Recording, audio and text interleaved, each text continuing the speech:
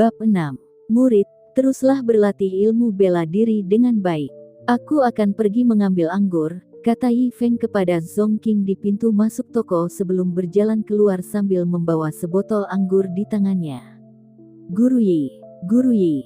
Banyak orang di sepanjang jalan menyapa Yi Feng. Ahaha, lama tidak berjumpa. Yi Feng juga tersenyum dan membungkuk pada mereka masing-masing. Tuan Yi, kemarilah.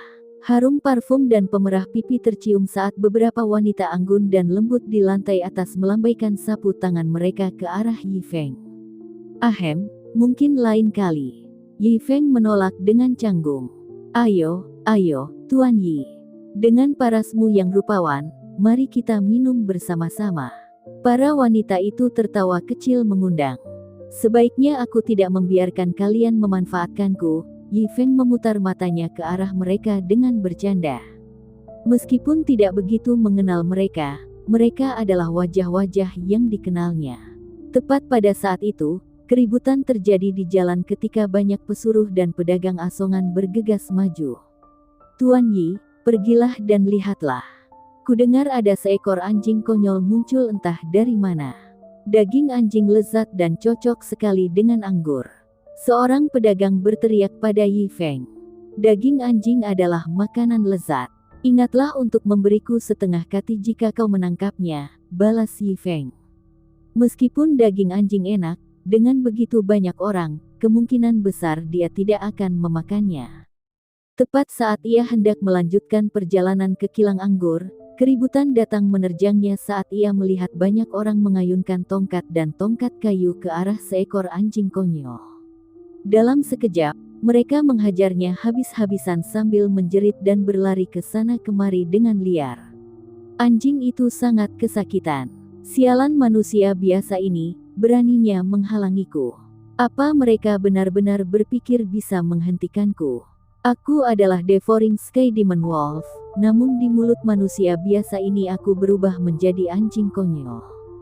Brengsek, ia berlarian dengan panik mencari jalan keluar. Tiba-tiba, matanya menyala. Selain seorang anak laki-laki tampan yang memegang sebotol anggur dan berjalan santai, tampaknya tidak ada orang lain yang menghalangi jalan. Inilah kesempatannya. Ia akan menyerang manusia terakhir ini. Jika ia bisa menerobos, krisisnya akan teratasi. Serigala itu sepenuhnya yakin bahwa sedikit saja kekuatan iblisnya yang terakhir sebagai serigala iblis langit pemakan, lebih dari apapun yang dapat dihalangi oleh manusia biasa. Tanpa disadari oleh siapapun, tanda berbentuk matahari yang tersembunyi di dahi anjing itu berkedip sedikit. Energi transparan beriak keluar dalam bentuk lingkaran saat menyerang Yi Feng secara langsung. Kaki Shaolin. Yi Feng juga menendang pada saat yang sama. Wah, tabrakan itu memekakkan telinga. Apa? Ekspresi konyol anjing itu langsung membeku. Menabrak Yi Feng seperti menabrak Vajra. Pusing dan melihat bintang-bintang, yang paling tidak dapat dipercaya adalah bagaimana sisa kekuatan iblisnya langsung menghilang begitu bersentuhan dengan kaki Yi Feng. Mengapa? Anjing itu terjatuh dan berguling, membuka dan menutup mulutnya sebelum pingsan. Seperti yang diharapkan dari Guru Yi. Melihat Yi Feng menjatuhkan anjing itu dengan satu tendangan, masa pun bersorak memberi ucapan selamat. Hanya beruntung, Yi Feng tersenyum sambil mengepalkan tangan. Kalau begitu anjing ini milikku. Tentu saja, semuanya milik Master Yi, jawab orang banyak itu. Jika orang lain yang melakukannya, mungkin akan terjadi perebutan, tetapi semua orang tahu karakter Yi Feng.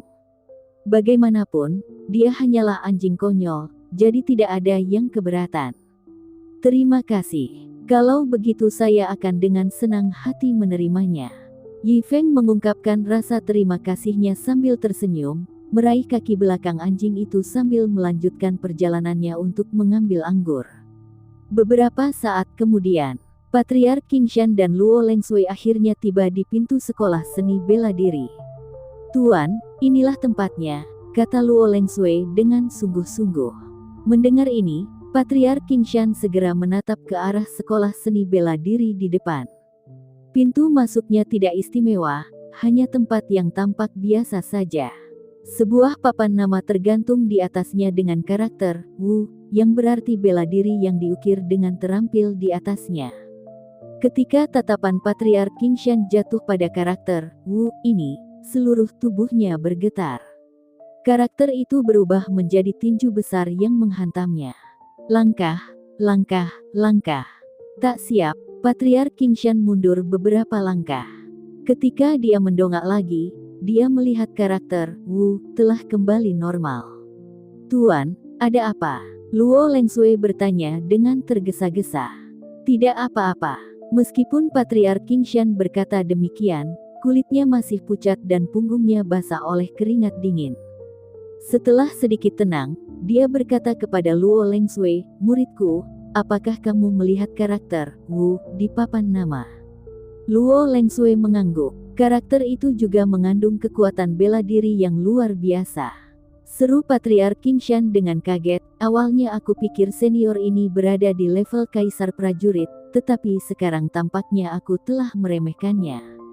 Apa maksudmu, guru?" Luo Lengsui sedikit membuka bibir merahnya. Bab 7. Aku curiga dia berada di alam leluhur bela diri setelah kaisar bela diri. Patriark Qingshan menarik napas dalam-dalam, lalu berkata dengan sungguh-sungguh, "Karena satu kata saja membuatku begitu malu. Mustahil bagi kaisar bela diri untuk melakukan itu, lagi pula aku juga seorang raja bela diri sekarang." Hati Luo Lengsui tidak bisa tenang. Patriark Sekte Qingshan, kaisar bela diri, mampu membuka gunung dengan satu pedang. Jadi, sebagai ahli leluhur bela diri setelah kaisar bela diri, eksistensi macam apa itu? Dia tidak berani membayangkan. Jika senior ini melihat ke masalah sebelumnya, sungguh pukulan telak bagi statusnya. Bagaimana mungkin dia, seorang murid kecil Sekte Qingshan, mampu menahannya? "Tenanglah, muridku." Patriark Qingshan tampaknya melihat kekhawatiran Luo Lengsui dan menepuk pundaknya. "Hidup dan mati sudah ditakdirkan. Senior ini kemungkinan besar tidak akan menaruh hati pada junior sepertimu. Apapun yang terjadi." Luo Lengsui menatap ke arah Patriark Qingshan. "Jika dia benar-benar menyelidikinya, kekhawatiranmu tidak ada gunanya. Kau hanya bisa patuh menunggu kematian." Patriark Qingshan melanjutkan. Mulut Luo Lengsui berkedut tanpa sadar. Meskipun kata-kata Patriark Qingshan tidak enak didengar, faktanya memang begitu. Memikirkan hal ini, dia menarik napas dalam-dalam dan berjalan dengan gugup bersama Patriark Qingshan menuju aula bela diri. Ruang depan aula bela diri kosong. "Sepertinya tidak ada orang di dalam," kata Patriark Qingshan. Luo Lengsui mengangguk dan bertanya, "Apa yang harus kita lakukan sekarang?" "Jangan panik." Patriark Qingshan menepuk pantatnya dan duduk di tangga, sambil berkata, "Jangan terburu-buru masuk dengan gegabah. Lebih baik menunggu senior itu kembali." "Tapi guru." Luo Lengsui menatap Patriark Qingshan yang duduk santai di tangga. Dia merasa itu agak tidak pantas. Bagaimanapun, dia adalah Patriark Sekte Qingshan. Dengan identitas seperti itu, tidak pantas untuk bertindak seperti orang biasa. Jika seseorang melihat ini, "Lengsui, kamu biasanya anak yang pintar. Mengapa kamu jadi bingung saat ini?" Patriark Qingshan memberi ceramah. "Menurut apa yang kamu katakan, senior ini hidup sebagai orang biasa di dunia yang biasa-biasa saja ini, jadi dia pasti tidak ingin diganggu oleh para kultivator. Oleh karena itu, sebagai kultivator yang datang berkunjung, kita harus beradaptasi dan bertindak seperti orang biasa. Meskipun senior dapat melihat kita dengan sekali pandang, etika seperti ini tetap harus dipatuhi." Apa yang dikatakan guru sangat masuk akal. Luo Lengsui mengangguk cepat. Tidak peduli dengan gaunnya yang seputih salju, dia juga berjongkok di tangga di depan aula bela diri bersama Patriark Qingshan. Tak lama kemudian, Yi Feng kembali dengan santai sambil membawa kendi anggur di satu tangan dan seekor anjing liar di tangan lainnya. Melihat ini, tubuh indah Luo Lengsui bergetar saat dia berteriak pelan, "Tuan." Patriark Qingshan juga langsung bereaksi, tatapannya tertuju pada Yi Feng. Benar saja, dia masih muda. Yang paling penting, Patriark Qingshan juga tidak mendeteksi jejak energi kultivator apapun dari Yi Feng. Bahkan tak ada sedikit pun energi yang bocor keluar, pencapaian seperti itu. Cek-cek, Patriark Qingshan diam-diam terkejut. Yi Feng tentu saja melihat keduanya. Dia sama sekali tidak menghiraukan lelaki tua itu, tatapannya jatuh pada Luo Lengsui, ekspresinya langsung menjadi lebih muram. Mengapa wanita sialan ini datang lagi? Sebelum dia sempat berbicara, dia melihat Luo Lengsui berjalan mendekat, mengepalkan tinjunya dengan wajah tulus. "Senior, aku memang salah soal masalah sebelumnya. Mohon maafkan aku." Patriark Qingshan juga bergegas mendekat, sambil tersenyum berkata, "Salam, penjaga toko. Kudengar keponakanku di sini membeli buku seni bela diri darimu tetapi tidak membayar cukup. Jadi aku secara khusus membawanya ke sini untuk meminta maaf. Mohon bermurah hati." Mendengar ini, Yi Feng mengamati lelaki tua itu. Dilihat dari ucapannya, lelaki tua ini pastilah paman wanita itu. Penampilannya tidak tampak sesombong wanita itu, dia mungkin juga orang biasa. Setelah mendengarkan, Yi Feng sedikit terkejut. Dia tidak menyangka keluarga kultivator perempuan ini begitu santun. Namun, karena mereka datang untuk meminta maaf, Yi Feng pun tidak mempersulit keadaan. Ia tertawa dan berkata, "Lupakan saja, itu hanya masalah kecil. Tapi buku itu harganya 10 koin emas, jadi kau masih berutang 9 koin emas kepadaku." Setelah mendengar ini, Patriark Qingshan terkejut. "Senior ingin 9 koin emas? Apalagi?" Yi Feng meliriknya. 9 koin emas cukup untuk 9 mangkuk mie daging sapi untuknya. Terlebih lagi, sekarang ada 2 orang yang makan, dia pasti harus mendapatkan kembali uangnya. Mendapat konfirmasi, Patriark Qingshan dan Luo Lengsui saling bertukar pandang. Di wajah mereka terlihat kegembiraan dan rasa terima kasih yang mendalam. Tampaknya senior yang sulit dipahami ini benar-benar tidak menaruh hati pada orang rendahan seperti Luo Lengsui. Akan tetapi, keterlibatan senior ini dalam dunia duniawi benar-benar menyeluruh. Jika dia benar-benar bertanya, mereka tidak punya pilihan selain mengambil harta karun sekte mereka. Namun dia hanya meminta 9 koin emas sebagai balasannya. Tampaknya dia juga memberi mereka jalan keluar. Akan tetapi, pikir Patriark Qingshan, senior misterius ini mungkin sama sekali tidak melihat harta karun sektenya. "Pemilik toko, jangan khawatir. Kami akan segera menawarkan 9 koin emas," kata Patriark Qingshan dengan tergesa-gesa sambil tersenyum. Kemudian dia melambaikan tangan ke arah Luo Lengsui. Wajah Luo Lengsui tampak jelek. Dia ragu-ragu dan tergagap. "Tuan, saya tidak punya koin emas." Ekspresi Patriark Qingshan sedikit dingin, lalu dia buru-buru mencari-cari di sakunya. Setelah meraba-raba sebentar, dia hanya mengeluarkan 3 koin emas yang tersisa dari saat dia memperagakan teknik bela diri. Ini membuatnya sangat malu untuk sementara waktu. Yi Feng juga merasa emosional. Tampaknya mereka berdua juga tidak kaya. Gadis itu mungkin tidak memiliki banyak bakat. Keluarganya menghabiskan semua uang mereka untuk mendukung kultivasinya.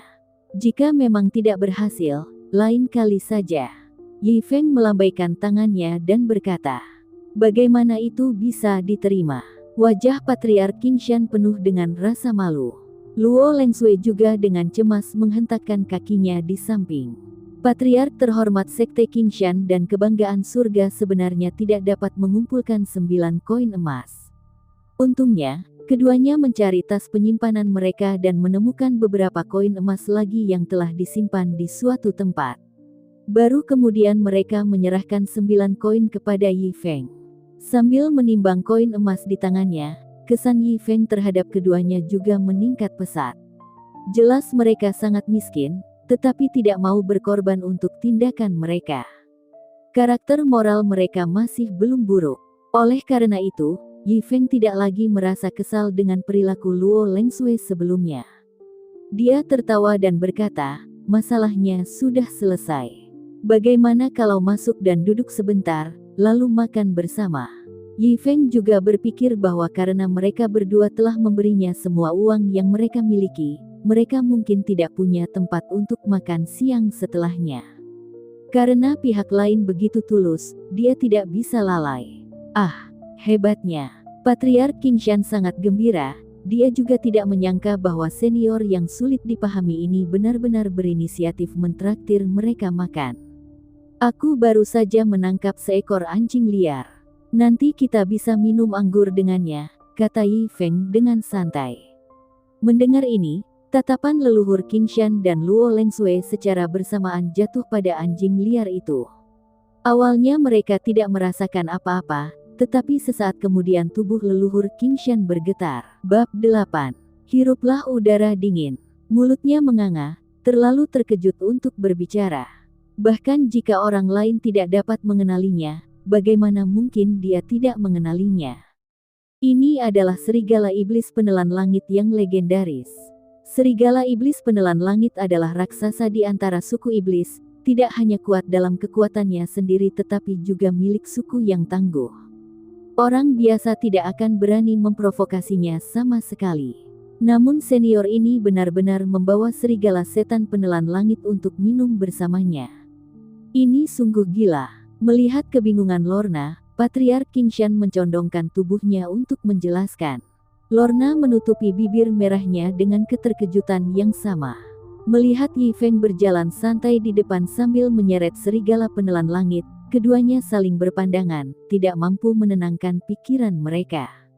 Seorang senior seperti ini mungkin satu-satunya yang cukup berani untuk menangkap serigala iblis penelan langit hanya untuk minum bersamanya. Akhirnya, keduanya mengikuti Yi Feng menuju aula seni bela diri. Keduanya sangat penasaran dengan apa yang tersembunyi di dalam aula itu dan seperti apa keadaannya. Ambang batu yang tinggi terbuat dari batu hijau. Melangkah melewati pintu masuk itu seperti melintasi jarak yang sangat jauh, memasuki dunia lain dari satu dunia. Di kedua sisi aula seni bela diri itu terdapat 18 lukisan, masing-masing menggambarkan seni bela diri dan senjata yang berbeda. Yang pertama adalah sebilah pisau, yang kedua adalah tombak, yang ketiga adalah pedang. 18 jenis senjata, sangat menakjubkan untuk dilihat.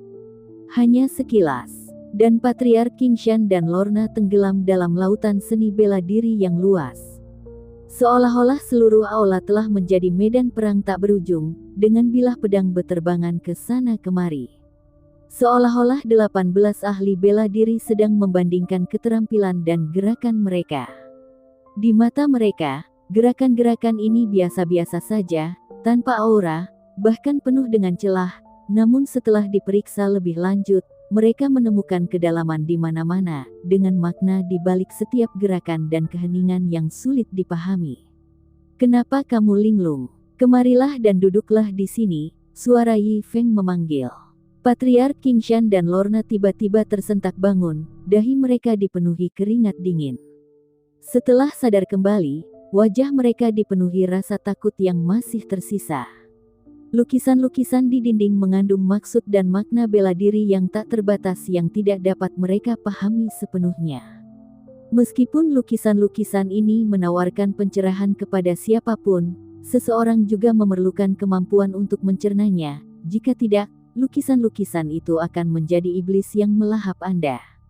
Baru saja, Patriark Qingshan dan Lorna bagaikan setitik debu di lautan luas. Semakin dalam mereka tenggelam, semakin berbahaya jadinya. Sungguh, ada dunia dalam jarak beberapa inci. Siapakah yang tahu bahwa di dalam kota Pinjiang yang tidak penting ini, di dalam toko kecil ini, terdapat dunia seperti itu. Untungnya senior memanggil kami tepat waktu, kalau tidak kami mungkin tersesat di dalamnya. Patriark Qingshan dan Lorna menatap Yi Feng dengan rasa terima kasih yang mendalam. Jika bukan karena kata-katanya yang tepat waktu, konsekuensinya tidak akan terbayangkan bagi mereka. Memikirkan hal ini, mereka juga merasa lega karena Yi Feng tidak hadir saat mereka pertama kali menyerbu masuk. Jika tidak, tempat tinggalku yang sederhana ini jarang dikunjungi tamu, jadi hanya ada sedikit bangku yang layak. Silakan duduk dimanapun yang kau mau, kata Yi Feng sambil tersenyum. Ia menuangkan 2 cangkir teh dari teko di dekatnya dan membawanya. Patriark Qingshan dan Lorna merasa terhormat dan segera berdiri untuk menerima cangkir dengan kedua tangan, wajah berseri-seri karena kegembiraan. Sikap Yi Feng yang ramah langsung membuat mereka merasa lebih tenang. Tampaknya senior yang tak tertandingi ini tidak hanya berpikiran terbuka, tetapi juga sangat rendah hati. Saya ingin tahu siapa nama keluarga Anda, pemilik toko. Patriark Qingshan bertanya lagi. Tidak perlu formalitas, namaku Yi Feng, kata Yi Feng sambil tertawa dan melambaikan tangannya. Tuan Yi, Patriark Qingshan segera membungkuk sambil mengatupkan tangan. Saya bukan seorang guru, saya hanya mengelola sebuah balai seni bela diri kecil di daerah terpencil ini untuk bertahan hidup. Yi Feng menggelengkan kepalanya. Selain makanan dan tempat tinggal yang sederhana, saya tidak berani meminta lebih. Kondisi pikiran Tuan Yi benar-benar membuatku malu. Patriark Qingshan menggelengkan kepalanya, dipenuhi rasa malu. Kemampuan Yi Feng sangat tinggi, namun ia mempertahankan pola pikir yang sangat sederhana dan membumi ini tanpa kesombongan atau keangkuhan. Sementara itu, dia baru saja melangkah ke ranah Martial King. Belum lagi menjadi penguasa sekte Qingshan, bahkan di seluruh Sa Selatan dia sangat menghargai dirinya sendiri. Namun, apalah artinya keterampilannya yang sangat sedikit itu di hadapan Yi Feng? Pola pikir mereka berbeda seperti awan dan lumpur. Yi Feng hanya menghela napas. Ia berpikir, jika kau berada di posisiku, kau mungkin akan memiliki mentalitas yang sama denganku. Sangat sulit untuk bertransmigrasi dan mengintegrasikan jari emas ini. Saya pikir saya akhirnya bisa merasakan kegembiraan berkultivasi, bahkan mungkin terbang di udara sambil memegang pedang, dengan arogansi dan tanpa beban. Lagi pula, bukankah seperti itu tokoh utama dalam novel? Namun siapa yang tahu ini akan menjadi sistem yang tidak berguna. Dalam beberapa tahun pertama, Yi Feng masih berpikir ada sesuatu yang belum diaktifkan. Mungkin jika ia mengolah teknik tinju dan tongkat itu ke tingkat tertinggi, itu akan membuka domain berikutnya. Namun kenyataan mengatakan kepadanya bahwa ia terlalu banyak berpikir. Singkatnya, setelah bertahun-tahun, dia telah melihat semuanya. Selain mengundurkan diri, apa pilihannya? Dia hanya bisa tinggal di sudut kecil tanahnya, mencari nafkah. Kalian berdua duduk saja dulu, aku akan mengurus anjing liar itu dan menyiapkan anggur untuk nanti, kata Yi Feng sambil tersenyum. Kesan pertamanya terhadap lelaki tua itu tidak buruk. Meskipun lelaki tua itu miskin, semakin banyak teman berarti semakin banyak jalan. Siapa tahu dia bisa membantu di masa depan. Tidak perlu, tidak perlu. Setelah mendengar ini, Patriark Qingshan buru-buru berdiri. Tuan Yi, tolong jangan bersikap begitu sopan. Hanya bisa makan makanan rumahan di hadapanmu saja sudah membuatku puas. Tidak perlu ada anjing penelan langit. Baiklah, kita makan saja yang sederhana. Yi Feng menganggukkan kepalanya juga. Hari sudah mulai malam, menyiapkan anjing sekarang mungkin akan membawa mereka ke waktu makan malam. Kalian berdua bisa duduk dulu sementara aku menitipkan anjing itu di suatu tempat, kata Yi Feng sambil menyeret anjing itu menuju aula belakang. Aula belakang adalah tempat Yi Feng menempa. Saat itu, ia telah menempa banyak barang untuk meningkatkan keterampilan menempa sistem. Meskipun keterampilan menempanya telah mencapai tahap yang setara dengan para dewa, ia jarang menempa barang lagi setelah itu. Hanya sesekali ketika ada tetangga yang membutuhkan bantuan untuk menyembelih babi atau bertani, ia akan membantu membuat pisau jagal atau cangkul, dan juga memperoleh uang saku. Melihat Yi Feng tidak lagi bersikeras mereka makan daging anjing, Patriark Qingshan diam-diam menyeka keringat dingin dari alisnya. Memakan serigala iblis penelan langit mungkin bukan beban psikologis bagi Yi Feng, tetapi baginya, Patriark Qingshan, itu berbeda. Suku serigala iblis penelan langit, jangankan menyinggung satu sekte Qingshan, bahkan 10 sekte Qingshan yang digabungkan pun tidak akan sanggup ia singgung. Kalau dia benar-benar memakannya dan suku serigala penelan langit tidak bisa membalas Yi Feng, mereka pasti tidak akan ragu untuk melampiaskan amarah mereka pada Sekte Qingshan, bukan? Guru, saya sudah selesai berlatih. Tepat saat Patriark Qingshan dan Lorna sedang duduk menunggu Yi Feng, seorang anak laki-laki berusia 13 atau 14 tahun berjalan keluar dari aula samping. Senior ini juga punya murid. Mendengar ini, keduanya terkejut. Murid senior itu mungkin juga seorang jenius yang luar biasa. Tatapan mata mereka yang penuh semangat beralih ke arah Zongking. Bab 9. Tatapan mata Zongking dan Luo Lengsui seolah ingin melihat menembus Zongking. Merasakan tatapan seperti itu, Zongking merasa sedikit tidak nyaman, tetapi tetap tersenyum konyol. Apakah ada tamu? Halo kalian berdua. Halo, halo. Meskipun mereka belum bisa melihat sesuatu yang menonjol dari Zongking untuk saat ini, bagaimanapun juga orang ini adalah murid kesayangan senior mereka. Dia jelas seseorang yang tidak berani mereka abaikan. Keduanya buru-buru bangkit dan membungkuk dengan tangan terkepal. Kalau begitu, kalian berdua duduk dulu. Aku akan membantu tuanku. Zongking mengangguk, lalu menundukkan kepalanya dan berjalan menuju aula belakang. Setelah Zongking pergi, Patriark Qingshan dan Luo Lengsui saling memandang. Tuan, apakah Anda melihat sesuatu tentang pemuda ini? Mengapa saya tidak bisa melihat apapun? Luo Lengsui berkata dengan suara rendah kepada Patriark Qingshan. Patriark Qingshan mengerutkan kening, menggelengkan kepalanya dan berkata, saya khawatir guru ini tidak kompeten, saya juga tidak melihat sesuatu yang luar biasa pada pemuda ini. Dia tidak hanya tidak memiliki kualitas yang luar biasa, saya melihat seluruh meridian tubuhnya tersumbat, dia sama sekali tidak memiliki bakat. Lalu kenapa? Luo Lengsui bertanya dengan heran, mengapa senior itu menerima orang seperti itu sebagai murid? Patriark Qingshan melotot padanya dan berkata, jangan begitu kasar saat berbicara. Teguran guru benar. Luo Lengsui buru-buru menutup mulutnya, juga tahu bahwa dia telah salah bicara, menundukkan kepalanya dan berkata, tolong selesaikan kebingunganku, guru. Bagaimana aku bisa menyelesaikan kebingunganmu? Patriark Qingshan menggelengkan kepalanya, berkata dengan getir, tapi aku yakin pasti ada sesuatu yang tidak bisa kita lihat dari pemuda ini. Lagi pula, dengan senior seperti itu, bagaimana mungkin muridnya bisa menjadi orang biasa-biasa saja? Aku hanya bisa menyalahkan kurangnya visi kita. Membuat kalian berdua menunggu lama. Pada saat ini, Yi Feng berjalan keluar sambil tersenyum meminta maaf. Saya khawatir saya harus merepotkan kalian berdua untuk duduk di sini lebih lama lagi. Saya akan pergi menyiapkan makanan untuk kalian terlebih dahulu. Setelah berbicara, Yi Feng berjalan keluar dari aula seni bela diri, membeli beberapa masakan rumahan dari kios sayur terdekat, lalu berjalan ke dapur. Murid, hanya duduk diam di sini juga bukan solusi. Kita tidak bisa membiarkan senior mengerjakan semuanya sendirian, ayo kita bantu. Setelah duduk beberapa saat, Patriark Qingshan berdiri dan berkata. Luo Lengsui mengangguk, dan mengikuti Patriark Qingshan berjalan masuk. Di belakang aula depan terdapat halaman kecil yang ditanami bunga dan tanaman oleh Yi Feng.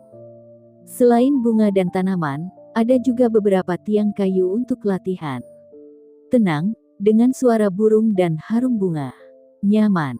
Berdiri di pelataran, Patriark Qingshan dipenuhi dengan emosi, berkata, murid, gunung belakang Sekte Qingshanku tampaknya diselimuti kabut abadi, tampak seperti tempat suci, tetapi dibandingkan dengan tempat para senior di sini, rasanya sangat vulgar di mana-mana. Setelah merasa emosional sejenak, keduanya lalu berjalan ke dapur. Dapurnya tidak besar atau kecil, tetapi juga bersih. Saat masuk, mereka melihat Yi Feng duduk di bangku kecil sambil mengupas kacang hijau. Murid, kita benar-benar perlu belajar dari pola pikir senior. Patriark Qingshan kembali emosional, cara senior melakukan segala sesuatunya sendiri dengan tangannya sendiri. Jika kita dapat menenangkan hati dan mempelajarinya bahkan 1 atau 2/10 saja, saya khawatir akan ada lebih sedikit hambatan dalam kultivasi kita. Luo Lengsui menganggukkan kepalanya, menyadari arti dari kata-kata gurunya, menatap Yi Feng yang menundukkan kepalanya sambil mengupas kacang. Sepertinya dia telah memahami sesuatu pada saat ini, dan keadaan pikirannya sedikit membaik. Tuan Yi, biarkan kami membantu Anda, kata Patriark Qingshan sambil tersenyum. Bagaimana aku bisa membiarkanmu melakukan itu? Yi Feng tersenyum dan berkata, tidak perlu bersikap sopan. Patriark Qingshan dengan cepat melambaikan tangannya ke arah Luo Lengsui. Melihat ini, Luo Lengsui buru-buru mengambil cabai di atas kompor, dan mulai membilasnya di air mengalir. Setelah Luo Lengsui menyibukkan diri, Patriark Qingshan menarik-narik pakaiannya sendiri. Apa yang harus dia lakukan? Patriark Qingshan yang terhormat belum pernah melakukan pekerjaan dapur seperti ini sebelumnya. Namun, dia tidak bisa hanya berdiri di sana dengan mata terbuka lebar, itu akan sangat memalukan. Setelah berpikir lama, dia akhirnya menemukan sesuatu untuk dilakukan, berkata, "Senior, biarkan aku membantumu memotong sayuran." Itu juga tidak apa-apa. Yi Feng pada awalnya bukanlah orang yang suka mengekang, sebaliknya dia lebih menyukai perasaan seperti ini, jadi dia tertawa dan berkata, "Pisau dapur ada di dekat lemari, kalau begitu aku harus merepotkanmu." Oke. Patriark Qingshan menampakkan ekspresi tersenyum, berjalan menuju lemari, mencari pisau dapur. Tiba-tiba dia membeku, mendesis. Pada saat itu, Patriark Qingshan yang berdiri di tempat menggigil, menghirup udara dingin melalui giginya. Dan tatapannya tertuju erat pada pisau dapur yang tergantung di dekat lemari. Pisau dapur itu terlihat biasa saja, tetapi jika diperhatikan lebih dekat, seseorang akan menemukan seberkas cahaya berkelebat lewat. Jika dipandang terlalu lama, seseorang bahkan bisa kehilangan akal sehatnya. Yang paling mengerikan adalah bahwa seberkas cahaya itu mengandung seberkas kekuatan Dao Surgawi. Sebelumnya dia tidak akan mampu mendeteksinya, hanya setelah dia maju ke alam Martial King, dia hampir tidak memiliki kualifikasi untuk menangkap sedikit pun. Tingkat kualitas apa yang dimiliki sesuatu yang mengandung kekuatan Dao Surgawi? Artefak, artefak suci, atau mungkin artefak kaisar yang legendaris. Patriark Qingshan tidak berani membayangkan, seluruh dirinya merasa seperti menjadi gila. Yang paling membuatnya bingung adalah bahwa barang berkualitas seperti itu ternyata adalah pisau dapur biasa di dapur Yi Feng. Ya, pisau itu ada di depanmu, terima kasih. Melihat Patriark Qingshan yang kebingungan, Yi Feng berpikir dia tidak tahu apakah harus menggunakan pisau ini, jadi dia mengingatkannya. Oh, baiklah. Patriark Qingshan mengangguk bagaikan seekor ayam mematuk nasi, lalu dengan gemetar mengulurkan tangan dan akhirnya mengambil pisau dapur. Rasanya berat seperti 1000 pon di tangannya, tampak biasa saja. Ia bahkan merasa bahwa dengan memegang pisau dapur ini, ia yang baru saja memasuki alam Raja Bela Diri, bahkan dapat bertarung 2 ronde dengan seseorang yang setengah kakinya berada di alam Kaisar Bela Diri. Bab 10. Mengambil kacang panjang yang telah dicuci dan dikupas Yi Feng, tangan leluhur Qingshan bergetar saat dia bersiap untuk memotongnya. Bagaimanapun, ini adalah pertama kalinya dia bersentuhan dengan sesuatu setingkat ini, dan dia bahkan tidak dapat memotong kacang dengan baik setelah setengah batang dupa karena kegugupannya. Pisau dapur ini benar-benar tidak mudah digunakan lagi. Sepertinya sudah waktunya untuk menggantinya. Melihat ini, Yi Feng berkata dengan nada meminta maaf. Dia sebenarnya sudah punya ide ini sejak lama. Pisau dapur ini dibuat ketika dia baru saja mulai menjadi pandai besi. Dan meskipun ketajamannya masih lumayan, dia merasa pisau ini tidak mudah digunakan. Mendengar ini, Patriark Qingshan bergidik. Seperti yang diharapkan dari seorang senior, standar pisau dapur yang digunakan untuk memotong sayuran sangat tinggi. Kalau dipikir-pikir, pisau dapur yang disebutnya tidak mudah digunakan, ini adalah sesuatu yang sangat diinginkan oleh Patriark Qingshan tetapi tidak dapat diperoleh. Di mata senior itu, pisau itu bahkan tidak cukup bagus untuk memotong sayuran. Senior terlalu rendah hati. Bagaimana mungkin pisau seperti itu tidak mudah digunakan? Patriark Qingshan tidak dapat menahan diri untuk tidak mendesah, andai saja aku punya pisau seperti ini. Mendengar ini, Yi Feng juga mendesah. Tampaknya keluarga lelaki tua ini memang sangat miskin, begitu miskinnya sampai-sampai mereka tidak memiliki pisau dapur yang layak di rumah. Tanpa keterampilan memasak yang hebat, tangan Yi Feng menghasilkan 3 hidangan dan 1 sup, yang ia bawa ke meja. Saat gigitan pertama memasuki mulut mereka, mata Patriark Qingshan dan Luo Lengsui berbinar.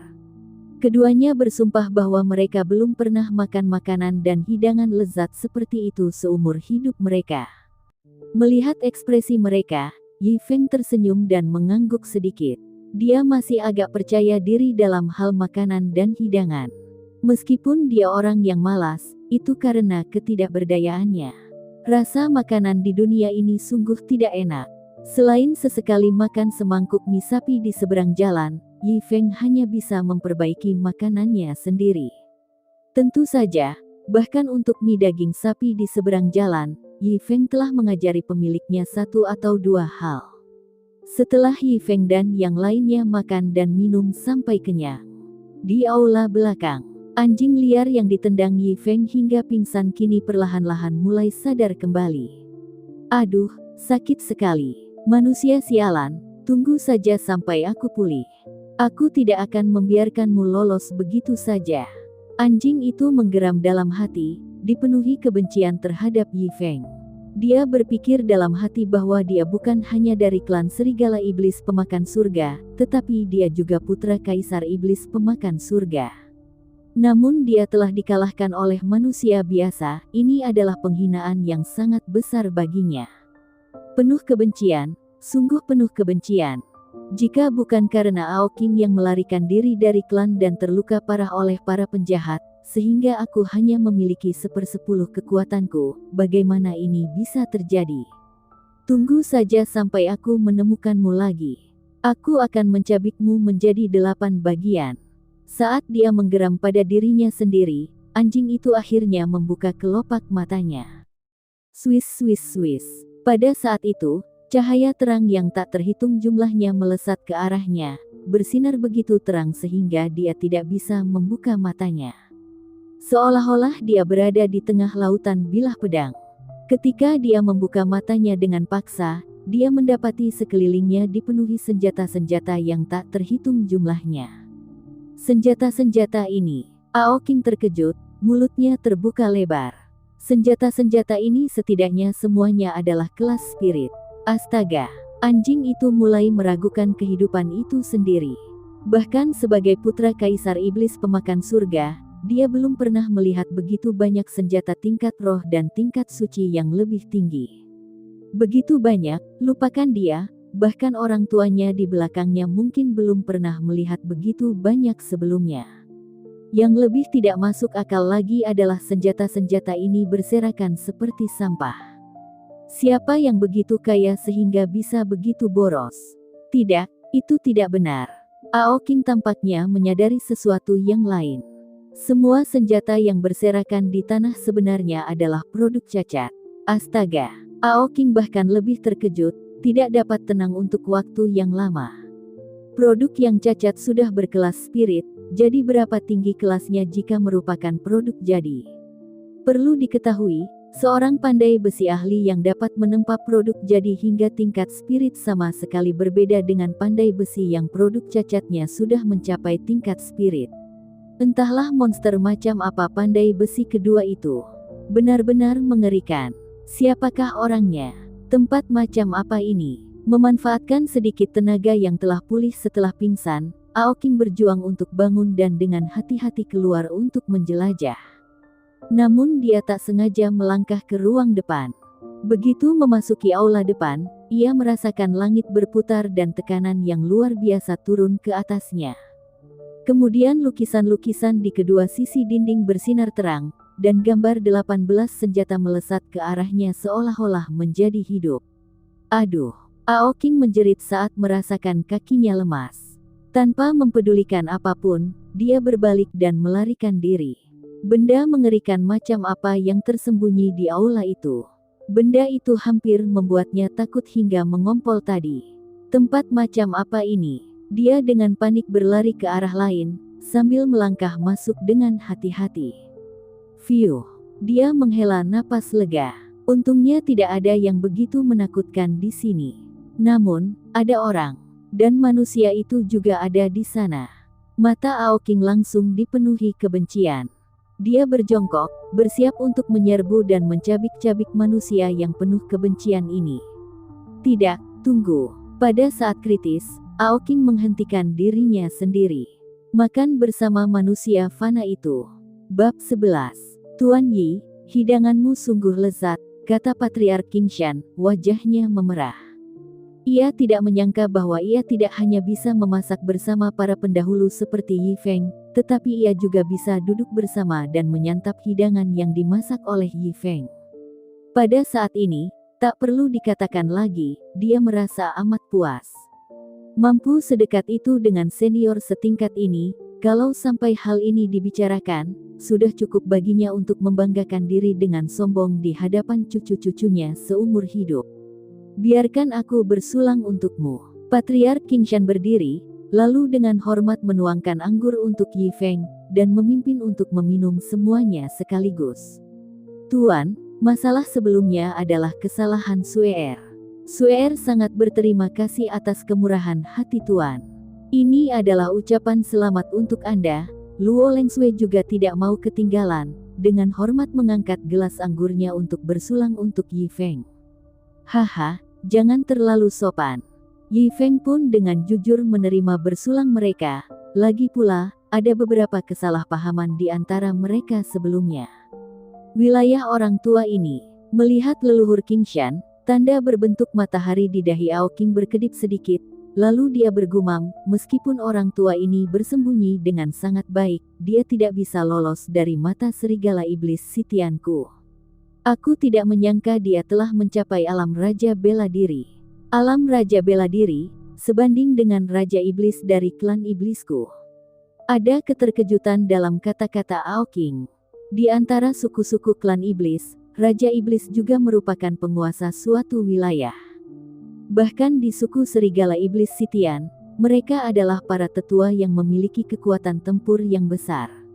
Dan gadis itu, meskipun dia hanya berada di alam yang setara dengan guru besar iblis dari klan iblis kita, bakatnya sendiri juga sangat bagus.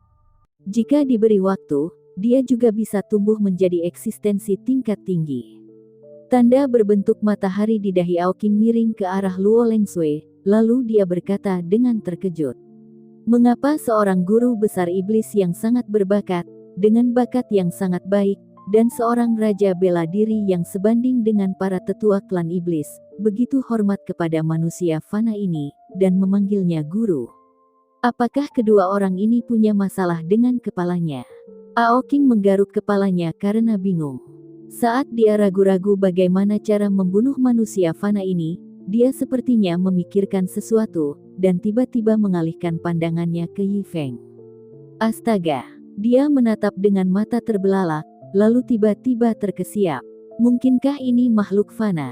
Makhluk fana ini, seolah ingin membuktikan perkataan Aoking, Yi Feng, yang menyambut Patriark Qingshan dan Luo Lengsui di aula, melihat mereka bersulang dan berkata dengan sopan, kalian berdua tidak perlu bersikap begitu sopan. Sebaliknya, merupakan kehormatan bagi saya bahwa kalian berdua datang mengunjungi kediaman saya yang sederhana. Sayangnya, saya tidak punya banyak hal untuk menghibur kalian. Omong kosong. Aoking bergidik ketika mendengar kata-kata ini. Seolah-olah ada guntur yang meledak dalam pikirannya. Sekarang dia akhirnya mengerti. Manusia fana di depannya ini bukanlah manusia fana sama sekali, melainkan tuan rumah ini. Tumpukan senjata dan harta spiritual di aula belakang, 18 lukisan mengerikan di aula depan, semuanya dibuat oleh tangannya. Kalau tidak, mengapa seorang guru yang sebanding dengan para tetua klan iblisnya, dan seorang wanita cantik berbakat, begitu hormat padanya? Tidak heran, tidak heran. Tidak heran ketika aku menggunakan kekuatan iblisku untuk menyerang manusia fana ini pada saat itu, meskipun mustahil bagi manusia fana untuk menghalanginya, dia dapat dengan mudah menghancurkannya. Ternyata dia adalah ahli yang kuat yang tidak memperlihatkan kemampuannya. Memang seharusnya begitu. Saya pernah mendengar dari ayah sebelumnya bahwa banyak ahli manusia memiliki masalah dengan otak mereka.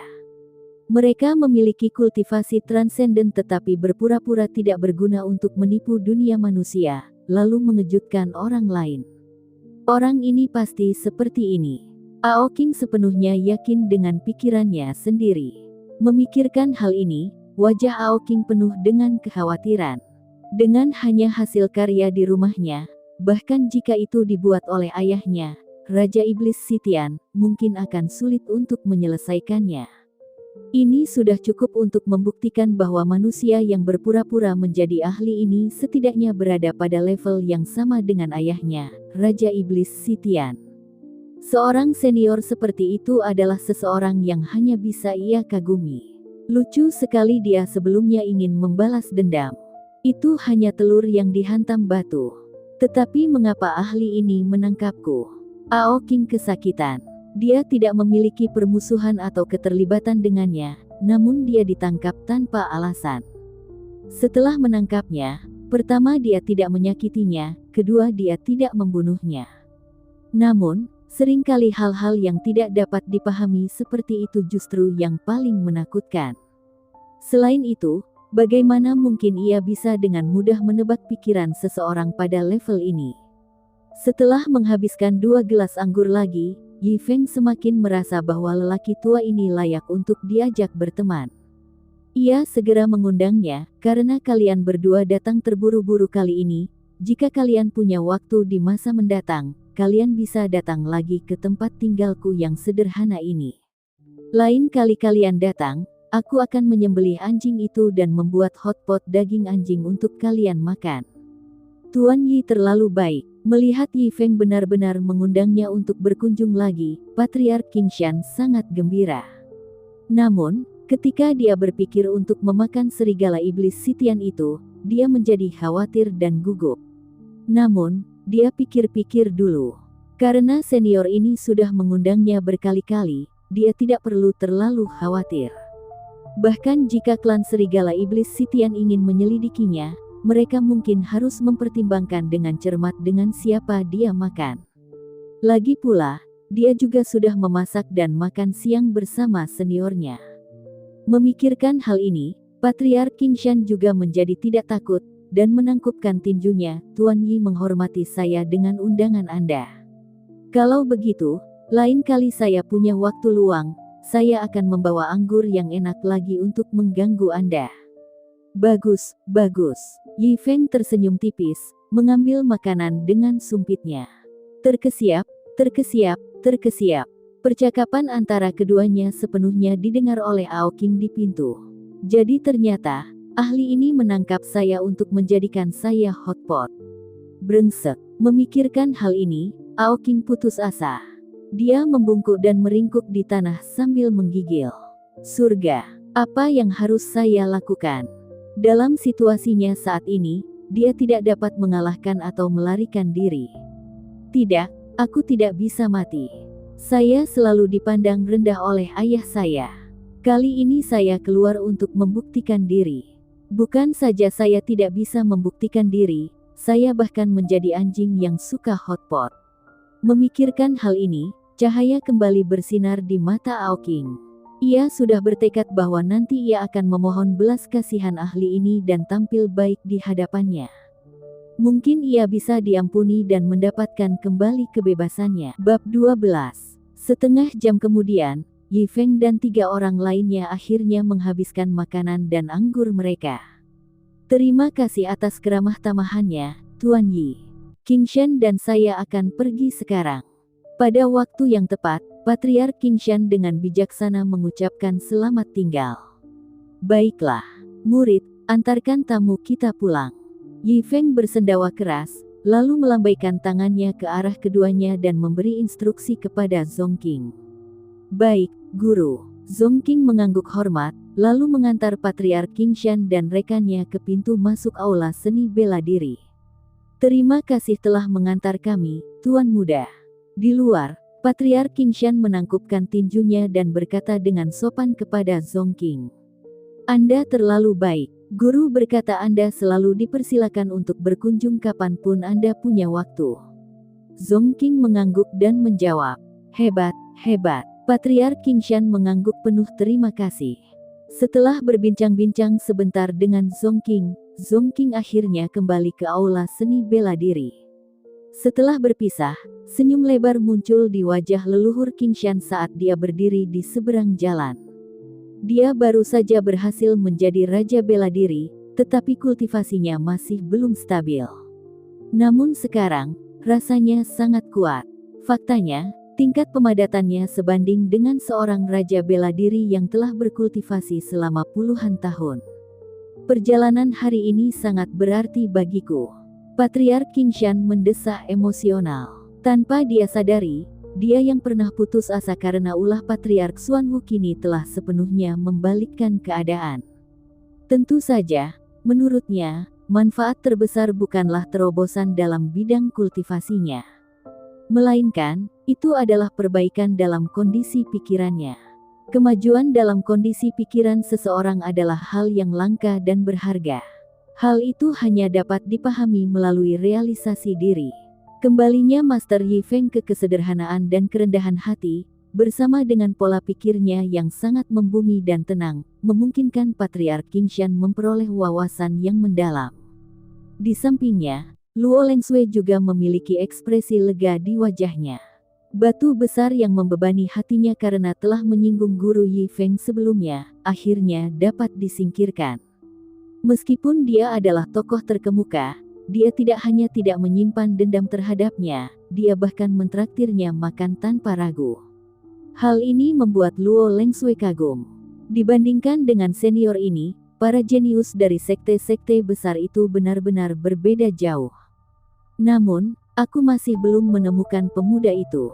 Sambil memperhatikan kepergian Zongking, Patriark Qingshan mendesah pelan. Dia masih tidak bisa melihat sesuatu yang luar biasa tentang Zongking. Tetapi jika tidak ada yang istimewa pada dirinya, bagaimana mungkin ia mendapatkan perhatian dari orang luar biasa seperti Guru Yi Feng? Suer, saat kita kembali ke Sekte Qingshan, bantu aku meneliti catatan sejarah secara menyeluruh. Aku harus mengungkap kemampuan khusus apa yang dimiliki pemuda ini, agar bisa menjadi murid senior ini. Patriark Qingshan memberi instruksi. Ya, Luo Lengsui juga sangat penasaran dengan hal ini. Baru kemudian, ketika mereka berdua merasa puas, mereka berubah menjadi sinar cahaya dan kembali ke Sekte Qingshan. Setelah Zongking kembali, dia segera mulai membersihkan mangkuk dan sumpit. Yi Feng mengangguk puas pada Zongking. Meskipun sekarang ada satu mulut lagi yang harus diberi makan, anak yang berperilaku baik seperti Zongking tidak akan sia-sia. Ketika memasuki halaman belakang dan hendak duduk di kursi malas, dia tiba-tiba menyadari ada seekor anjing yang tengah menatapnya tajam.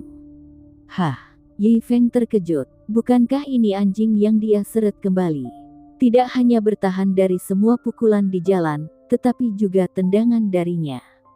Dia tidak menyangka anjing itu masih hidup. Dia bahkan berencana untuk menyingkirkannya dan membuat hotpot. Anjing ini benar-benar tangguh. Mata anjing itu menatap lurus ke arahnya, seolah memohon. Apa yang diinginkan anjing ini? Yi Feng bertanya-tanya. Tepat saat dia sedang memikirkan hal ini, anjing itu malah menekuk anggota tubuhnya dan berlutut di hadapannya. Lalu mulai bersujud. Meski berlutut di hadapan manusia merupakan hal yang sangat memalukan bagi Aoking, putra Raja Iblis pemakan surga, mengingat betapa kuatnya pria ini, dan ketidakberdayaannya sendiri, dia pun menanggungnya. Apakah kau memohon belas kasihan dariku? Yi Feng benar-benar tercengang. Ia tidak menyangka anjing itu begitu cerdas. Mendengar kata-kata Yi Feng, anjing itu mengangguk. Melihat ini, Yi Feng mendesah kagum. Ia tidak menyangka anjing itu begitu cerdas.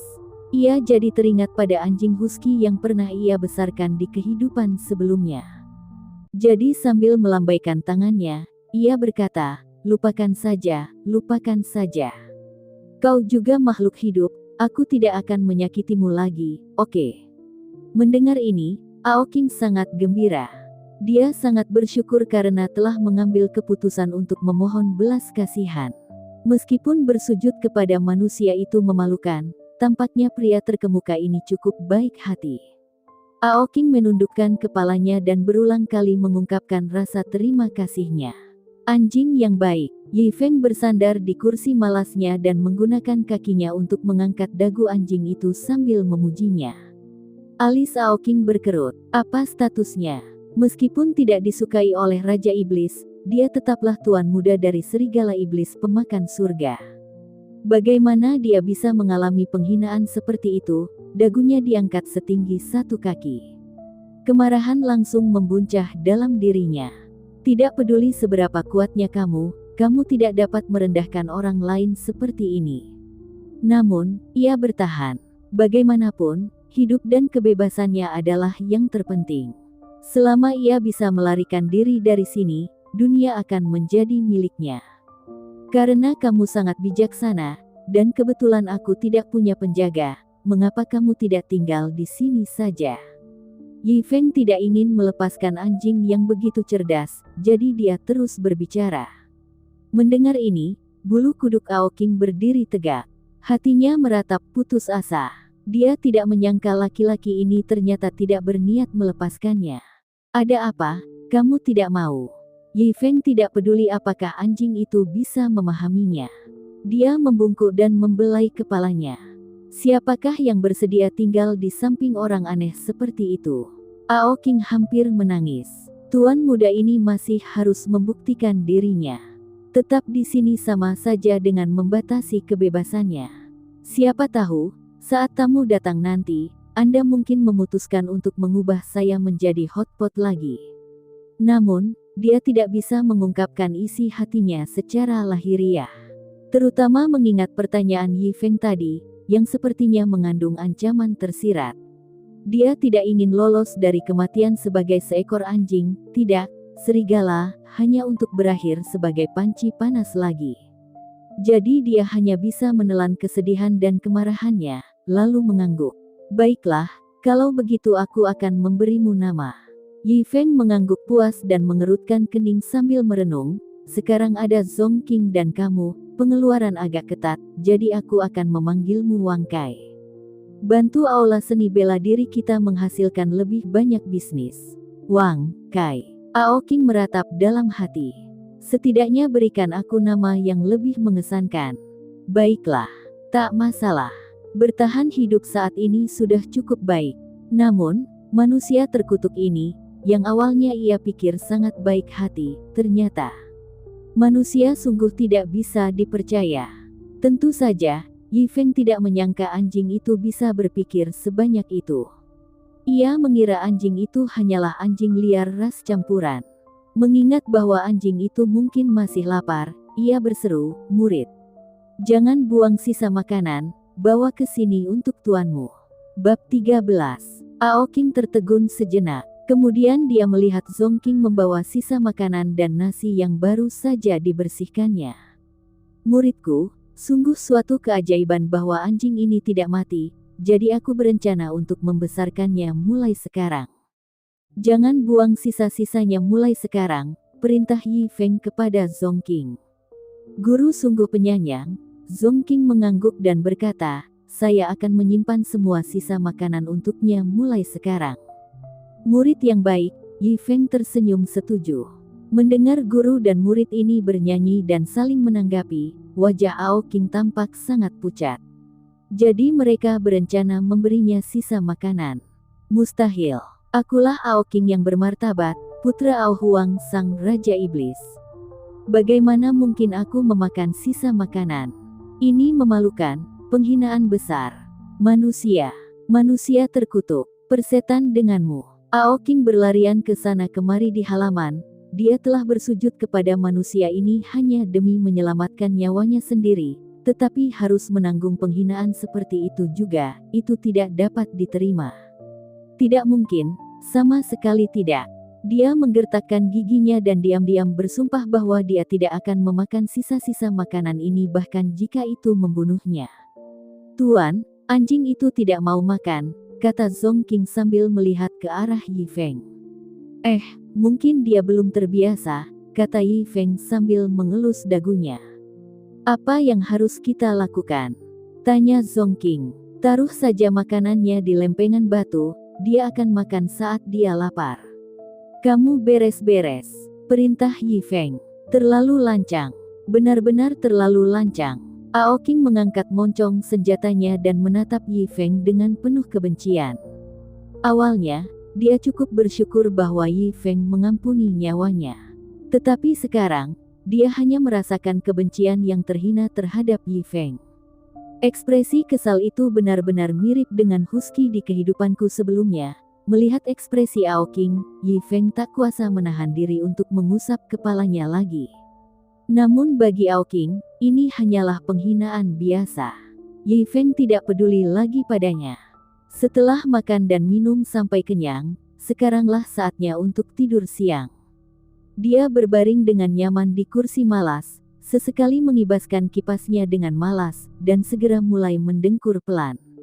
Melihat Yi Feng yang sedang tidur, wajah Aoking penuh dengan niat membunuh.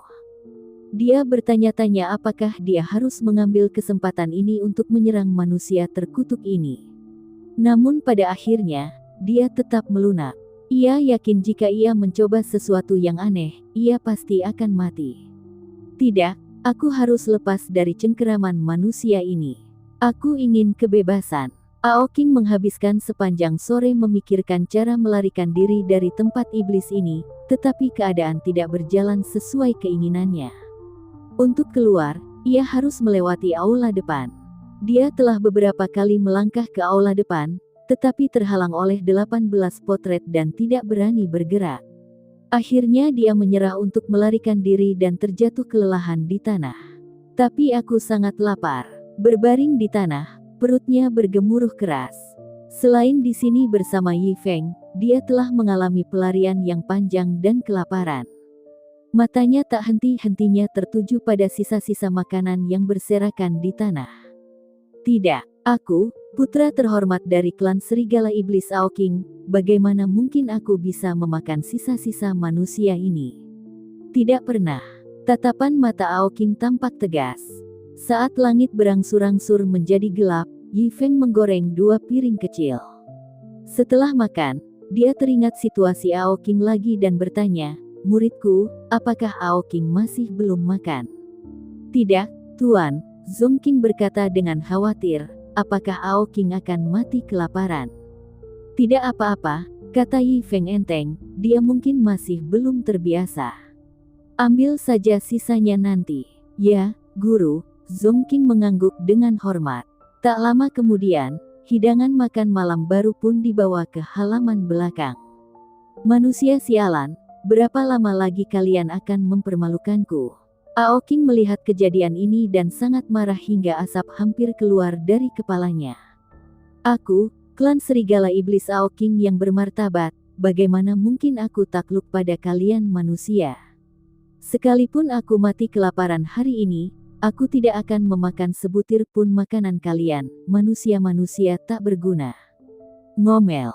Begitu dia selesai bicara, perutnya kembali berbunyi keras. Melihat perutnya yang kosong, matanya tanpa sadar melirik sisa makanan yang masih mengepul. Selama bukit-bukit hijau masih ada, akan selalu ada kayu bakar, pikirnya sambil menggertakkan gigi. Sekali ini saja, sekali saja. Melihat Yi Feng dan Zongking tidak ada di sekitar, Aoking melesat mendekat dan mulai memakan sisa makanan yang berserakan di tanah. Lezat, harus kuakui, masakan manusia sialan ini sungguh lezat. Saat makanan memasuki mulutnya, Aoking merasa sangat puas dan tidak dapat menahan diri untuk memujinya.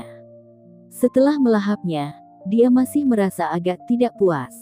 Pada saat itu, Yi Feng memasuki halaman belakang. Anjing memang tidak tahu malu. Sebelumnya dia menolak makan, tapi sekarang dia menjilati piring sampai bersih. Yi Feng melihat lempengan batu yang bersih dan tersenyum puas. Cih, mendengar ini, Aoking segera menggertakkan giginya, gemetar karena marah. Ia kini benar-benar mengerti bahwa manusia ini memperlakukannya seperti mainan, tidak saja mempermalukannya dengan sisa makanan, tetapi juga menghinanya seperti ini. Namun dia masih belum berani menyentuh laki-laki itu. Malam itu, semakin Aoking memikirkannya, semakin ia membencinya. Ketika Yi Feng datang ke halaman belakang keesokan harinya, Ao Qing langsung memamerkan giginya padanya. Yi Feng melotot ke arahnya namun mengabaikannya dan berjalan ke aula belakang. Karena dia bebas, dia ingat pisau dapurnya tidak berfungsi dengan baik dan memutuskan untuk membuat yang baru. Penempaan adalah pekerjaan yang melelahkan. Menjaga suhu, gaya, dan bentuk yang tepat semuanya penting. Jadi setelah dia menyempurnakan keterampilannya, dia tidak banyak melakukan pekerjaan pandai besi. Awalnya dia tidak ingin memaksakan diri, tetapi tiba-tiba teringat sesuatu. Pandangannya tiba-tiba tertuju pada Ao Qing di sampingnya. Menunjukkan senyum puas. Tetapi bagi Ao Qing, senyuman ini menyeramkan dan menakutkan. Dia tidak tahu tipu daya terkutuk apa yang akan digunakan manusia penuh kebencian ini untuk mempermalukannya selanjutnya. Hehe, ayolah. Yi Feng langsung menyeret Ao Qing ke tungku pandai besi. Tungku itu memiliki bel yang membuat api naik saat dipompa. Yi Feng berpikir bahwa dengan sedikit memodifikasi bellow dan menggunakan kait sehingga Ao Qing dapat memompanya seperti penggilingan keledai, dia akan menghemat banyak tenaga. Tidak lebih cepat diucapkan daripada dilakukan. Bellows dengan cepat dimodifikasi oleh Yi Feng. Kemudian dia mengikat Ao Qing dan menggantung tulang anjing di depan mulutnya, seperti menggantung wortel di depan keledai. Dengan demikian, mesin gerak abadi yang ditenagai oleh tulang diciptakan oleh Yi Feng. Aku memang jenius, Yi Feng tertawa puas dan menendang pantat Ao Qing sambil berteriak, ayo maju. Manusia. Aku tidak akan pernah cocok denganmu. Ao Qing melolong kesal dalam hatinya. Kenapa kau harus mempermalukanku seperti ini?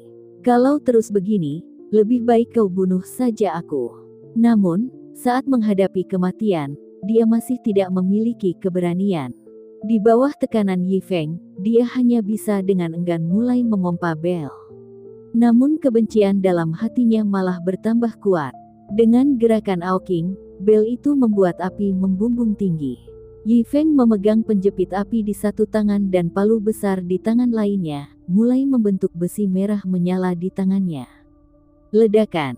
Dengan satu pukulan palu, Ao Qing yang tadinya dipenuhi kebencian, tiba-tiba membelalakkan matanya. Wajahnya dipenuhi ketidakpercayaan. Bab 14. Wajah Ao Qing dipenuhi rasa tidak percaya. Ketika Yi Feng memukul palu tadi, percikan-percikan lemah menyembur keluar. Percikan-percikan itu berubah menjadi titik-titik cahaya di matanya, tersebar kemana-mana. Fiuh, percikan apakah itu? Itu hanyalah inti dari seni bela diri. Meskipun dia dari klan iblis, metode kultivasinya berbeda dari manusia, hal luar biasa semacam ini tetap dapat memberinya manfaat luar biasa. Terutama ketika titik-titik cahaya itu mengenai tubuhnya, seolah-olah dia sedang menjalani baptisan seni bela diri. Pada saat ini, luka-luka yang belum sembuh selama setengah tahun segera pulih 20%. Ledakan. Palunya yang lain dipukul jatuh. Percikan api berhamburan keluar lagi, jatuh secara sporadis di tubuh Ao Qing, membuatnya merasa lebih nyaman di sekujur tubuhnya. Lukanya sekarang sudah hampir setengah pulih. Dia menatap Yi Feng di sampingnya. Dia tampak biasa saja, tetapi entah mengapa, sosok ini tampak jauh lebih besar di mata Ao Qing. Seolah-olah seluruh tubuhnya memancarkan cahaya keemasan, seperti matahari kecil yang menyilaukan. Aku paham sekarang. Ao Qing berbicara dengan penuh semangat kepada dirinya sendiri sambil menatap Yi Feng. Tidak hanya rasa kesal yang hilang dari tatapannya, dia bahkan meneteskan air mata. Jadi tujuan manusia senior ini menangkapku adalah untuk membesarkanku. Penghinaan sebelumnya pasti untuk meredam kondisi pikiranku. Lagi pula, ayah sudah berkali-kali mengatakan bahwa aku sombong dan angkuh, bunga rumah kaca yang tidak pernah ditempa. Itulah sebabnya dia memandang rendah aku. Benar sekali, itu pasti. Kalau tidak, bagaimana dia bisa mempermalukanku sambil juga memulihkan lukaku pada saat yang sama? Memikirkan hal ini, Ao Qing dipenuhi dengan penyesalan dan rasa malu. Setelah senior ini menyelamatkannya, dia tidak hanya bersusah payah menenangkan pikirannya, tetapi juga menyembuhkan luka-lukanya. Namun, apa yang dia lakukan? Dia penuh dengan kebencian terhadap senior ini. Dia benar-benar tercela dan tidak tahu berterima kasih. Rasa sesal dalam hatinya membuat dia ingin menamparkan dirinya sendiri dengan keras beberapa kali. Saya tidak bisa mengecewakan senior saya. Penyesalan tak ada gunanya, hanya usaha yang bisa memberikan penghiburan terbesar untuk seniorku. Tekad memenuhi mata Aoking saat anggota tubuhnya bergerak lebih cepat, menimbulkan hembusan angin. Anjing yang baik, tidak buruk. Melihat nyala api yang besar di tungku itu, Yi Feng memujinya dengan setuju. Memang, tidak mengecewakan harapan seniornya adalah balasan yang terbaik. Mendengar pujian Yi Feng, Aoking sangat gembira. Berpikir bahwa seniornya telah melalui begitu banyak kesulitan demi dirinya, dia tidak lagi merasa malu untuk membantu Yi Feng. Menerima bimbingan dari seorang senior seperti dia, merupakan suatu kehormatan baginya. Tak lama kemudian, pisau dapur baru buatan Yi Feng pun selesai. Wajah Aoking basah oleh keringat, tetapi dia tidak peduli dengan rasa lelahnya. Pandangannya tertuju pada pisau dapur yang masih menyala. Pisau ini, tepat saat Aoking berbicara, Yi Feng melihatnya dengan puas dan mencelupkannya ke dalam air. Saat dia mengeluarkannya, Aoking terkesiap. Ini adalah kekaisaran, tidak. Pada akhirnya, Aoking menyadari bahwa dia bahkan tidak dapat membedakan mutu pisau dapur ini, karena telah melampaui pengetahuannya. Yang dia tahu hanyalah bahwa ini adalah senjata suci dengan kualitas tertinggi yang pernah dilihatnya. Fiuh, beruntung sekali, bisa menyaksikan lahirnya senjata surgawi seperti itu, dan bahkan berkontribusi dalam penciptaannya. Hahaha, ayah, suatu hari nanti ayah akan mengetahui bahwa anak ayah tidak lebih buruk dari anak ayah yang lain. Jika kamu tahu bahwa aku membantu senior ini dalam menempa senjata suci seperti itu, kamu pasti tidak akan meremehkanku lagi. Memikirkan hal ini, Aoking memandang Yi Feng dengan penuh rasa terima kasih. Yang mulia, roda keberuntungan akhirnya berputar ke Aoking. Jika aku bisa tinggal di sisi senior ini untuk beberapa lama, maka, hehe. Melihat anjing itu bertingkah seolah-olah terkena rabies, Yi Feng memutar matanya. Meskipun dia tidak tahu jenisnya, anjing itu benar-benar mirip husky. Mungkin ini versi husky di dunia. Tuan, Anda kedatangan tamu. Zongking berjalan masuk dengan hormat dari aula luar dan berkata, "Oh, mereka ada di sini." Yi Feng mengangguk pelan, mengamati pisau dapur yang baru ditempa itu. Lalu dia berjalan keluar menuju aula luar. Di pintu berdiri seorang gadis berusia 17 atau 18 tahun. Gadis itu anggun dan elegan, dengan fitur-fitur yang halus. Meskipun pakaiannya biasa saja, dia tetaplah seorang yang sangat cantik. Bab 15. Peng Ying. Ketika Yi Feng melihat gadis ini, matanya berbinar. Gadis muda di depannya tidak lain adalah kekasih masa kecilnya, Peng Ying. Sudah beberapa bulan sejak terakhir kali mereka bertemu. Peng Ying mengangguk. "Ayo, kita duduk di dalam," kata Yi Feng sambil tersenyum, sambil menggenggam tangan wanita itu yang seputih batu giok. "Lupakan saja." Peng Ying menepis lengan Yi Feng. Ia ingin mengatakan sesuatu tetapi ragu-ragu untuk waktu yang lama sebelum akhirnya berkata, "Jangan duduk saja. Aku hanya datang untuk menemuimu. Selain itu, aku punya kabar baik untuk diberitahukan kepadamu, aku telah berhasil menjadi murid luar sekte Qingshan." "Oh, selamat ya," kata Yi Feng. Tetapi dia merasa agak rumit di dalam. Di satu sisi, dia senang untuk Peng Ying. Di sisi lain, dia secara egois tidak ingin Peng Ying berkultivasi, karena itu berarti mereka mungkin tidak akan bertemu untuk waktu yang lama. "Aku tahu kau tidak ingin aku berkultivasi," kata Peng Ying dengan sedih. "Tapi bergabung dengan sekte Qingshan adalah impianku. Aku bisa bergabung dengan sekte Qingshan dengan lancar, jadi kau seharusnya senang untukku." Yi Feng memaksakan senyum. Dia mendesah. Tetapi dia benar, mereka masing-masing punya jalannya sendiri, dan dia harus mendukung mimpinya. Asalkan kamu baik-baik saja, katanya setelah berpikir sejenak.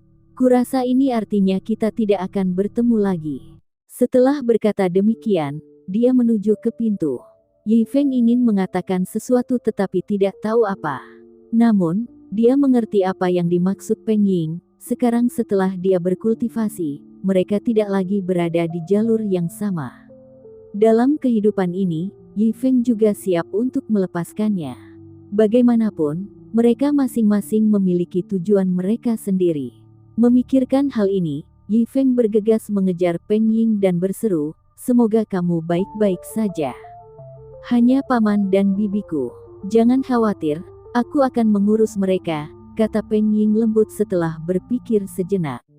Yi Feng mengangguk. Dia telah kehilangan kedua orang tuanya di usia muda, dan kedua orang tua Peng Ying telah memperlakukannya dengan sangat baik. Memikirkan hal ini, dia mengulurkan pisau dapur di tangannya. "Aku tidak punya banyak hal untuk diberikan kepadamu. Ingatkan bibiku memintaku untuk membuatkan pisau untuknya jika aku punya waktu. Bantu aku membawakan ini untuk mereka." Melihat pisau dapur di tangan Yi Feng, Peng Ying mengerutkan kening, ekspresi yang tak terlukiskan di wajahnya. "Yinger, sudah selesai. Kita harus kembali ke sekte," kata seorang pemuda berjubah putih yang baru saja berjalan mendekat sambil memegang pedang panjang. Ia bertanya kepada Peng Ying dengan lembut, "Saudara Wu Jie, tunggu sebentar, aku akan segera ke sana." "Dan ini temanku, Yi Feng," kata Peng Ying lembut. "Baiklah, cepatlah," kata pemuda itu lembut. Dia bahkan tidak melirik Yi Feng, lagi pula, dia hanyalah orang biasa yang tidak layak menerima sapaannya. "Siapa dia?" Alis Yi Feng berkerut. Peng Ying memiliki ekspresi yang rumit. Dia menghela napas sebelum berkata, "Jangan salahkan aku. Kau tahu bakatku hanya rata-rata. Berkat bantuannya, aku bisa bergabung dengan Sekte Qingshan. Aku tidak bisa mengecewakannya. Sedangkan untuk pisau ini, simpan saja untuk dirimu sendiri." Setelah berkata demikian, Peng Ying buru-buru mengikuti pemuda berjubah putih itu dan menghilang dari pandangan Yi Feng. Kata-kata Peng Ying bergema di telinga Yi Feng. Dia bilang dia tidak bisa mengecewakannya, tapi bagaimana dengan Yi Feng? Betapa tidak berartinya dia. Ironis sekali. "Sialan." Yi Feng mengumpat. "Jangan marah." Dia menyimpan pisau dapur dan mengembalikannya ke dapur. "Magang, jaga toko," perintahnya sebelum berbaring di kursi malas. Setelah menghabiskan 2 cangkir anggur, ia tertidur lelap. Aula besar Sekte Qingshan. Patriark Qingshan duduk di kepala dengan ekspresi serius. Di bawahnya ada Luo Lengsui dan yang lainnya, serta berbagai tetua Sekte Qingshan. Murid-murid pribadi mereka juga berdiri di belakang mereka. Sangat jarang bagi seluruh hierarki Sekte Qingshan untuk berkumpul seperti ini. Suasana yang berat merasuki aula besar itu. Duel antara Patriark Qingshan dan Patriark Xuanwu akan terus berlanjut, meski Patriark Qingshan telah membuat terobosan. Mereka mengira pertarungan itu tidak lagi tidak pasti setelah leluhur Qingshan berhasil mencapai alam raja bela diri. Namun, mereka baru saja menerima berita pasti bahwa leluhur Xuanwu telah berhasil mencapai alam raja bela diri 10 tahun yang lalu. Berita ini bagaikan perjalanan roller coaster bagi anggota Sekte Qingshan. Yang satu baru saja memasuki alam Martial King, sedangkan yang satu lagi sudah berada di sana selama 10 tahun. Kekuatan mereka terlihat jelas. "Semuanya, silakan sumbangkan ide tentang bagaimana kita bisa melewati ini," kata Zuyun, Master Sekte di bawah Patriark Qingshan, dengan sungguh-sungguh. Keheningan memenuhi aula besar itu. Dalam menghadapi kekuasaan absolut, semua rencana menjadi sia-sia. Apakah Sekte Qingshan benar-benar akan menemui ajalnya? Tepat saat itu, seorang pemuda berjubah putih melangkah maju. Dia adalah murid pribadi salah satu tetua. Jika Yi Feng ada di sana, dia akan mengenalinya sebagai orang yang bersama Peng Ying sebelumnya.